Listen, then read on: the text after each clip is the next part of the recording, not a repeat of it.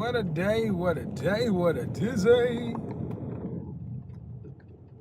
Shout out to the C, that I and that A. Man, these people, these folks in Atlanta, boy, that's why I titled this stream Drive.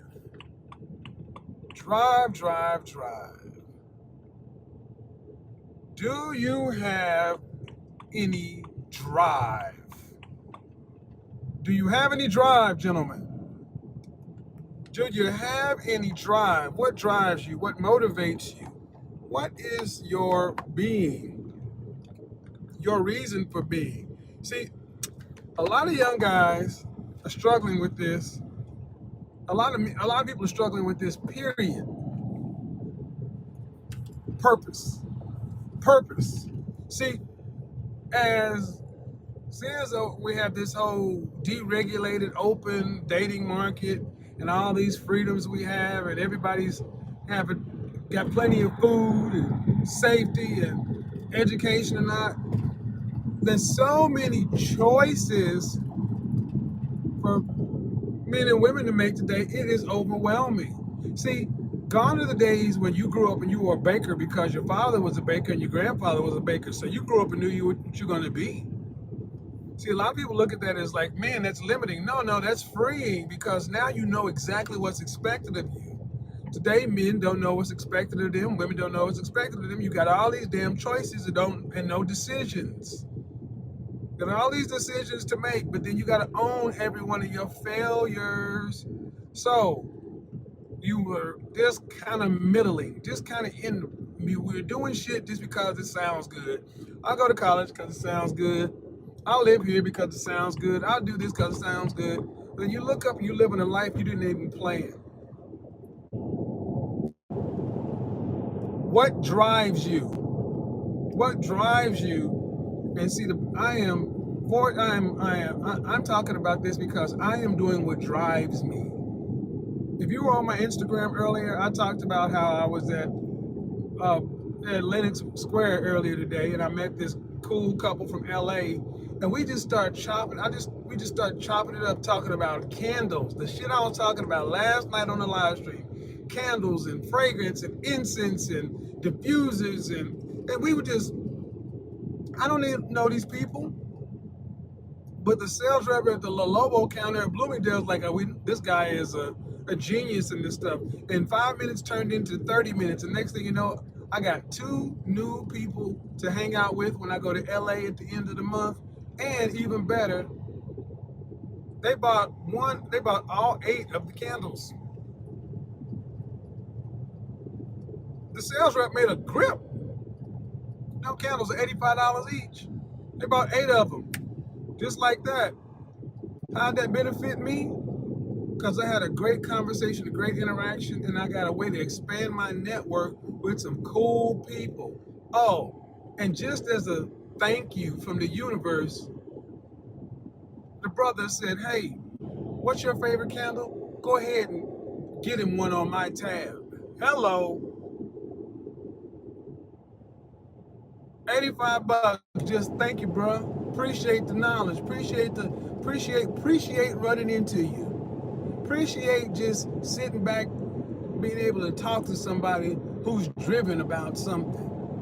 They got a passion in life. You live in life on purpose. That's why Suit Saturday, it'll be easy to sit around the house and not do nothing. It would be easy to stay in Oklahoma. It'll be easy to just sit around and find a reason not to do anything. But guess what? When you're driven, when you're living life on purpose, you can't wait to get up and you don't want to go to sleep.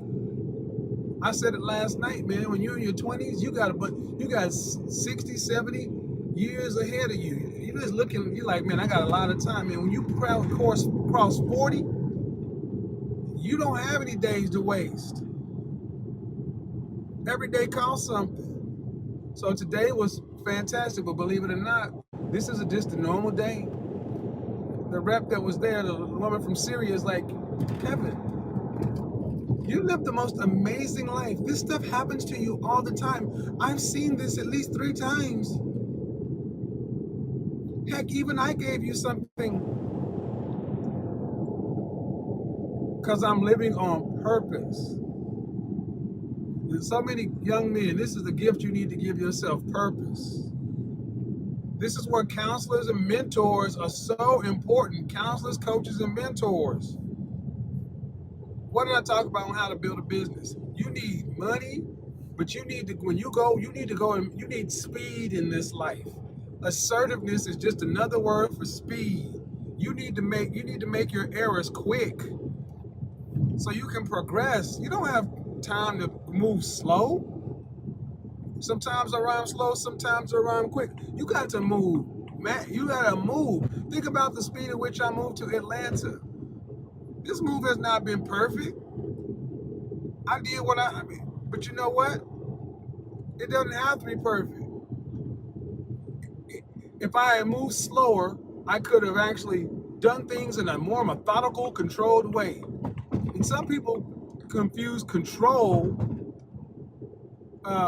Some people confuse thinking, well, I just want to minimize risk. No. I maximize profits. So you got to ask yourself a question. Are you going to be a risk taker or a risk manager? I'm all about the abundance. I'm all about the risk taking. I'm all about going all in. Even when I was a salesperson, I was a headhunter. I hunted whales. I wanted the big account. I didn't want to sell an account every damn day. I'd rather sell 2 or 3 accounts. And my manager used to hate that. DJ used to hate that. Oh man, yeah, Kevin, you are 400% to plan, but man, you're only closing 2 or 3 accounts a month. Greg, he's closing an account a day. Yeah, but Greg's accounts are $30, $200, $500. I bring in accounts with zeros in them. It costs business to service Greg's clients. My clients make money. To the point to where he actually tried to get me to do it his way. And I was like, no, man, tell you what, trade me to another team, I guarantee you. Any manager in this company would be loved to have a 400% producer. My point is, when you go big, this is what, shout out to Obsidian in this fact. I was told, we don't dream big enough. And this is why you got to get around people who are not like you. So you can start dreaming bigger. We accept mediocrity and normal because you don't expect anymore. I just left Papa Dough for dinner today. You know what? One thing I realized when I used to work there is Papa Dough was just the place I went to eat. But I remember this young couple came in, and they didn't have a lot of money, and this was like his 1 year he was taking his wife out on their anniversary. Now, when I served them, I recommended a meal that he and his wife could share. All the way through, I planned out an economical meal for this young white guy and his wife, and I gave him service and his wife service like he was the king of the universe. The guy paid me the gift certificate, and he said, man, I don't. He's like, I didn't expect it to be this much. I don't have any left for the tip. And I said, man, the tip is on me. It has been my pleasure serving you and your wife. He came in, and you can know when people aren't from there. When he came in, I recommended. I split a bowl of gumbo for him, a Greek salad 1-2 ways, a Papa Dough deluxe platter. His wife didn't like fried food, so we grilled her side and fried his side. Then I made sure they got a nice bread pudding and split it up, and it was just served like he went to the Taj Mahal.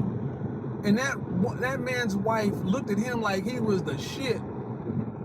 And he told me while she was in the bathroom, this is very special, we come from not a lot. And I didn't let that sweat that. And when he said I don't have any extra for the tip, I'm like, it's been my pleasure. About 6 weeks later, I'm coming to work.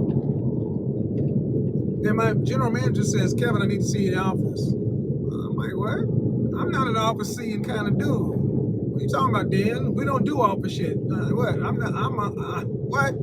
He's like, I got to tell you, he's like, here's $200. A customer came by earlier this week and dropped this off for you.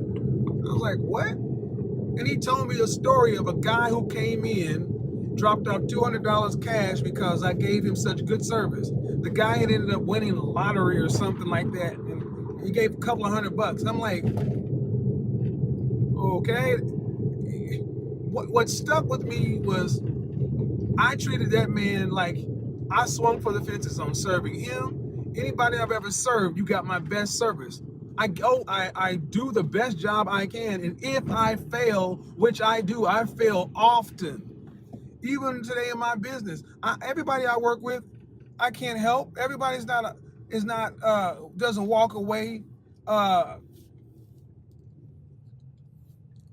Everybody doesn't walk away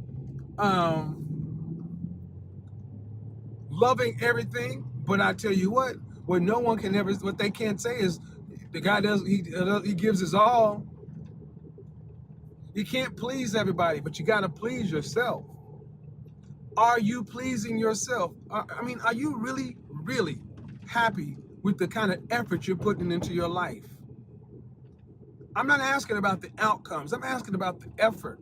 See, it will be easy to go ahead and say I'd put more effort into it if I knew it was going to benefit me. Fuck that. You got to put the effort in and then let the outcomes take care of themselves. Like today, I had plenty of shit to do. I didn't really have time to spend 30 minutes talking to a bunch of people I did not know. I'm over by La Lobo there at Tom Ford. The sales rep just pointed to me and I had to take my headphones out to kind of engage them.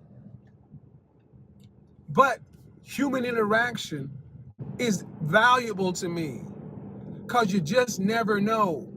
So I slowed up to see how I could be of assistance to these people. Do you have an eye to help people or take? See, the more you have an eye to help people, the more the universe helps you. You see, it's easy for negative people to sit back and say, yeah, man, but I don't know, man. People get fucked over all the time. Yeah. On any particular video I have, there could be 2 or 3 horrible comments. Do you focus on the 2 or 3 horrible comments, or do you focus on the hundreds of great ones? Abundance mentality sees past the negative. Thinking big sees past the negative. Thinking big sees past the possibilities. Yeah, possibilities are there. Are they probable? No. Possible? Yes. And you go ahead and you swing. Again, are you happy with the life you're living? Not the outcomes. Are you happy with the effort you're putting into life? Or are you sitting up looking at yourself and you're overweight as a man, like, damn, man, I talk about these women, how they out of shape, but man, I really need to lose 50 pounds. I know I need to eat better. I know I need to do this. I know I need to get more certifications. I know I need to do this. All right, then you're not happy with the effort you're putting in. You're the one that controls the effort. If you control the effort, you control the outcome. Question is, if you had 100% guarantee for whatever God you believe in, that you would get the outcomes you wanted or desired if you just put in the work, how quickly would you start putting in the work? If you had a guarantee from whatever God you believe in that you would get the outcome you dream for or desire, you'd be a multimillionaire, billionaire, a dime piece for a wife, great friendships, and all. You were good. It was guaranteed to happen. It was going to happen in 5 years, and you'd be alive to enjoy it. Got all the movie star genie kind of wishes. When would you start putting in the work? You'd start putting it in immediately. Immediately. So, in other words, the only reason you're not doing the work is because you don't have 100% guarantee. But I guarantee you this. You keep doing what you're doing, you're going to keep getting what you get. Drive, gentlemen. Drive. What drives you? What is your passion? It is up to you to figure out what you're on this planet for. It's up to you to figure out what your purpose is. No one else but you. It's up to you to figure it out. And when you're doing what you're supposed to be doing, when you're on your purpose, there is provision in your purpose. When you're on your purpose, money is never a really issue. Money is going to find you. When you're on your purpose, connections, networks, prosperity is going to find you. The question is, how long is it going to take you to get on your purpose? Even better question is, what kind of drive do you have to find that answer? Till next time, peace.